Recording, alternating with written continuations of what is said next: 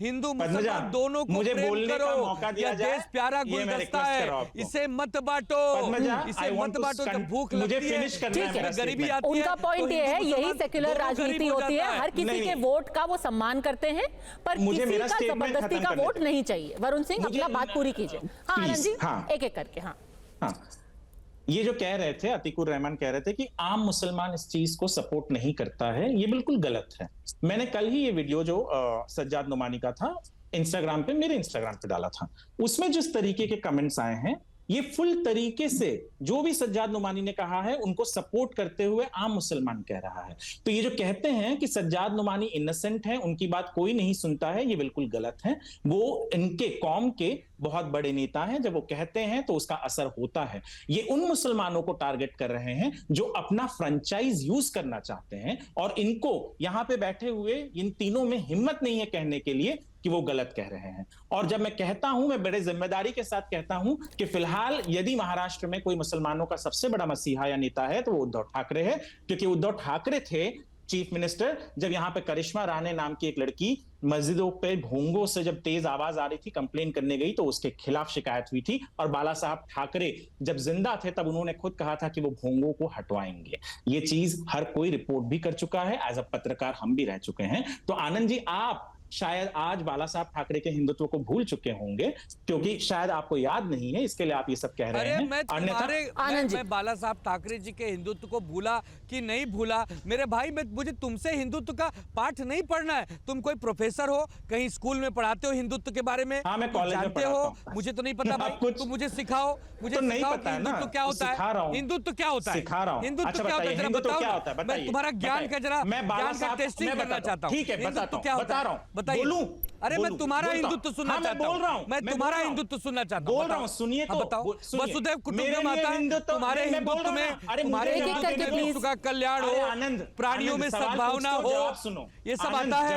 विश्व का कल्याण हो आता है, प्राणियों में सद्भावना हो आता है, वसुधैव कुटुंबकम आता है, हम सब एक हैं, हम सब एक माताओं की संतान है, ये दुनिया एक है, ये सब तुम्हारे हिंदुत्व में आता है। आनंद, मेरा हिंदुत्व सुन लो मेरे भाई, आनंद, मेरा हाथ जोड़ता हूँ। हाँ, सुन लो हिंदुत्व। जहर मत, अरे आनंद सुन लो, जहर मत फैलाओ, प्रेम बरसाओ, प्रेम चाहिए करके वरुण सिंह, एक करके वरुण सिंह ने तो हम यहीं अटके रहेंगे। प्रेम चाहिए, प्रेम होना चाहिए, मोहब्बत होना चाहिए। आपका पॉइंट हो गया, अब उनका जवाब देना चाहिए। मोहब्बत की बात, आनंद, अच्छा बस हो गया। किस हिंदुत्व की बात कर रहे हैं आप वरुण सिंह? जल्दी से बताइए, संक्षेप खोलो। प्लीज, मेरे को फेड डाउन करना पड़ेगा प्लीज। हाँ, मेरा हिंदुत्व क्या है? बाला साहब ठाकरे वाला हिंदुत्व है, जो उन्होंने कहा था जब बाबरी मस्जिद गिरी थी, उन्होंने कहा था कि मेरे शिवसैनिकों ने तोड़ा था, तो मुझे उस बात पर गर्व है।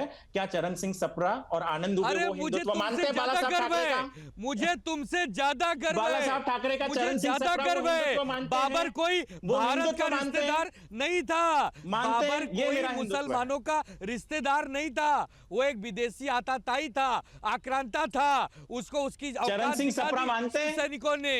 ये तुम्हारा अतीकुर रहमान आज एनडीए को सपोर्ट कर रहे हैं, क्या वो बाला साहब ठाकरे के हिंदुत्व को मानते हैं? तुम्हारा क्या लेना देना है? सापरा जी जवाब देना चाहिए, क्या लेना देना है? चरण सिंह जी मेरा सवाल मुझसे पूछा, हिंदुत्व क्या है मेरा, मैं बता रहा हूं मेरा हिंदुत्व। ठीक है, पूरा विश्लेषण हो गया हिंदुत्व का। भाग गए अब चरण सिंह सापरा इस सबका जवाब भाग गए वहां से डर के मारे। वरुण सिंह दो चीज कह रहे हैं, एक तो बाबरी मस्जिद जो शिवसेना इस पर बोलती है कि आप उससे इत्तेफाक रखते हैं, और दूसरा नुमानी का आपने सपोर्ट एक्सेप्ट किया है, तो आज जो वो बोल रहे हैं उसका ठीकरा भी आपके सर पर ही फूटेगा। मुझे ये बताइए, ये वरुण सिंह क्या चीज है? ये तो खुलेआम भारतीय जनता पार्टी का समर्थक आपने भी लिखा है। हाँ, तो लिखा है, क्या दिक्कत है? हमको सवाल पूछने की क्या ताकत रखता है? देखिए, मैं फिर आपको उसी तरफ ले जाता हूँ कि ये भारतीय जनता पार्टी है, इनके जो समर्थक है ना, ये खर्चे पे चर्चा नहीं करेंगे, जो जनता के मुद्दे हैं इस पे चर्चा नहीं करेंगे। धर्म देवेंद्र फडणवीस सपरा से आप नहीं जाएंगे, आपको जवाब नहीं मिलेगा कि वो बाला साहब ठाकरे के हिंदुत्व का समर्थन करते हैं या नहीं करते हैं। सपरा जी, आपका पहला चुनाव मैंने कवर किया था, मुलुंड से जब आप लड़े थे। जवाब देने के लिए नहीं बैठा हूं। चरण सिंह सपरा, यानी आप बाला साहब ठाकरे के हिंदुत्व को सपोर्ट नहीं करते हो? तुम मेरे सवाल, आप बाला साहब ठाकरे का हिंदुत्व को सपोर्ट करते हो या नहीं? सवाल सिंपल है, सवालों को तो सुन लो, हिम्मत है तो मेरे सवालों को। अरे पहले सवाल का जवाब दे दो, दे दो ना जवाब। दिया जवाब, सवाल पूछूं मैं, आप जवाब में सवाल पूछोगे। सुनने को तैयार नहीं हो। I knew this. यार हम भी सिंह है, सुन तो लो।